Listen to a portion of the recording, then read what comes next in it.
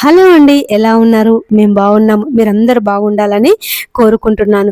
ఈరోజు ఒక ప్రాముఖ్యమైనటువంటి ప్రదేశాన్ని, ఒక చారిత్రాత్మకమైనటువంటి ప్రదేశాన్ని మీకు పరిచయం చేయాలని ఈ వీడియో ద్వారా మీ ముందుకు వస్తున్నాము. వరంగల్ పట్టణంలో కిలా వరంగల్ కోట, 1000 స్తంభాల గుడి, రామప్ప గుడి, ఇలా కొన్ని ప్రదేశాలకు ఎంతో ప్రాముఖ్యమైనటువంటివి. అటువంటి ప్రదేశాలలో ఇది కూడా ఒకటి. మన వరంగల్ పట్టణంలో కరీమాబాద్ ఏరియాలో ఉరుసుగుట్ట అనే ప్రాంతాన్ని ఈరోజు మీకు పరిచయం చేయబోతున్నాను. ఈ గుట్ట ఎంతో ప్రాముఖ్యమైనటువంటిది. ఈ గుట్ట దగ్గరికి వచ్చినప్పుడు ఎంతో ఆహ్లాదంగా, సంతోషంగా అనిపిస్తుంది. చూడండి, ఈ గుట్ట చూడడానికి ఎంతో అద్భుతంగా, ఈ గుట్ట చుట్టూ ఉన్నటువంటి ప్రదేశము కూడా చాలా ఆహ్లాదంగా, అద్భుతంగా ఉంటుంది. మా చిన్నతనంలో అయితే ఈ ప్రదేశం అంతా పచ్చని పచ్చిక మడికట్లు ఉండేవి. ఈ ప్రదేశం అంతా చూడండి, అంత బురదగా ఉంది. వర్షం పడుతుంది. ఇక్కడ అంతా డెవలప్ చేస్తున్నారన్నమాట. అది వరకైతే మా చిన్నతనంలో అయితే ఈ కింద అంతా పచ్చని పచ్చిక మడికట్లు ఉండేవి. మట్టి అనేది కనిపించేది కాదు. మొత్తం పచ్చిక చేత అద్భుతంగా అనిపించేది. మేమైతే ఈ గుట్ట దగ్గరికి వంటకు వచ్చే వాళ్ళము. చాలా మంది వనభోజనానికి వస్తూ ఉంటారు. భోజనం చేసిన తర్వాత ఆ పచ్చని పచ్చికలో ఆడుకునే వాళ్ళము. పైన గుట్ట, కింద అంతా పచ్చని పచ్చిక. ఎంతో సంతోషంగా, అసలు చూడగానే వెళ్ళి ఆడుకుంటే బాగుండు అని మేము ఎంతో సంతోషంగా అందరం కలిసి ఆడుకునే వాళ్ళము. ఈ గుట్ట దగ్గర ఇక్కడ ఒక ఇల్లు లాగా కనిపిస్తుంది. మా తాత వాళ్ళైతే అది అక్కడ కాకతీయులు ఉండేవాళ్ళు అని చెప్పే, కాకతీయులు లేదా ముస్లిమ్స్ ఉండేవాళ్ళు అని చెప్తుండేవాళ్ళు. ఇల్లు ఉన్నటువంటి ఆ గుట్ట ప్రదేశం క్రింద కూడా పెద్ద చెరువు ఉండేది. ఇప్పుడు అంత చెత్త చెదారం చేత ఆ చెరువునంతా పూర్తి చేశారు.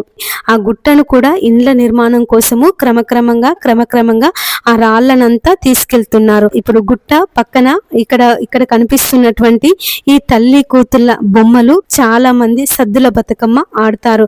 ఈ గుట్టకు ఇంకొక ప్రాముఖ్యమైనటువంటి విషయం ఏమిటంటే ఇక్కడ దసరా పండుగ చాలా బాగా జరుగుతుంది. ప్రతి సంవత్సరము కొన్ని వేల మంది ఈ ప్రదేశానికి వచ్చి రావణాసుర వధ చూస్తూ ఉంటారు. వరంగల్ పట్టణం నుండే కాకుండా, తెలంగాణ నుండే కాకుండా ఇతర రాష్ట్రాల నుండి కూడా ఈ రావణాసుర వధ జరిగే కార్యక్రమాన్ని చూడడానికి అనేక మంది ప్రజలు వస్తూ ఉంటారు. గుట్ట పైన కనిపించేటటువంటి అక్కడ ఒక గుడిలాగా చేశారు. మా చిన్నతనంలో అయితే గుడి అనేది ఉండేది కాదు. అక్కడ విష్ణుమూర్తి, ఆంజనేయ స్వామి విగ్రహాలు ఉంటాయి. మా పెద్దవాళ్ళైతే అక్కడ దేవుళ్ళు వెలిసారు అని చెప్తుండే వాళ్ళు. మరొక వీడియోలో మీకు అది కూడా చూపిస్తాను. ఇప్పుడైతే ఈ గుట్ట ఉన్నటువంటి కింది ప్రదేశము, చెరువు, ఇక్కడ ఉన్నటువంటి ఒక బావిని గురించి ఈ వీడియోలో చూపిస్తున్నాను. ఈ గుట్ట పక్క నుండి వెళ్తే ఈ గుట్ట వెనకాల చెరువు ఉంటుంది. ఈ చెరువు ఎంతో పెద్దదిగా ఉండేది. ఈ సంవత్సరం వర్షాలు లేవు కాబట్టి ఈ చెరువులో నీళ్లు ఎక్కువగా లేవు. ఈ గుట్ట వెనకాల పంట పొలాలు ఉంటాయి. ఈ చెరువు నీళ్లు పంట పొలాలకు ఉపయోగిస్తారు. ఈ దారి గుంట వెళ్తున్నటువంటి అక్కడి వరకు నీళ్లు ఉండేవి. క్రమక్రమంగా అభివృద్ధి చేస్తున్నారు కాబట్టి చెరువు చాలా లోపలికి వెళ్ళిపోయింది. ఈ చెరువు పక్క నుండి వెళ్తే ఇక్కడ ఒక బావి ఉంటుంది. అది వరకు మా చిన్నతనంలో అయితే చాకలోళ్ళు ఈ హౌజులలో నీళ్లు నింపుకొని చక్కగా బట్టలు తుక్కొని ఆ ఇంట్లో విశ్రాంతి తీసుకునే వాళ్ళు. అది రేకులతోటి, చక్కటి నిర్మాణం తోటి ఉండేది. ఈ సిమెంట్ గచ్చు ఉండేది కాదు. ఇక్కడ కనిపిస్తున్నటువంటి బావి అది మంచినీళ్ల బావి. ఆ బావి చుట్టూ గుండ్రంగా ఒక గచ్చులాగా ఉండేది. చాలా మంది ఈ కరీమాబాద్, బీరన్నకుంట ప్రాంతాలలో ఉండే వాళ్ళు ఈ బావి దగ్గరికి వచ్చి బట్టలు ఉత్తుక్కొని మంచినీళ్లు తీసుకొని పోయేవారు. ఇది మంచినీళ్ల బావి. ఈ చుట్టుపక్కల ఉన్న వాళ్ళందరికీ ఇది మంచినీళ్ల బావిగా ఉపయోగపడేది. చాలా అంటే చాలా తీయగా ఉంటాయి నీళ్లు. ఈ చుట్టూ కనిపిస్తున్నటువంటి కాంపౌండ్ వాల్ని శ్మశాన వాటికగా చేశారు.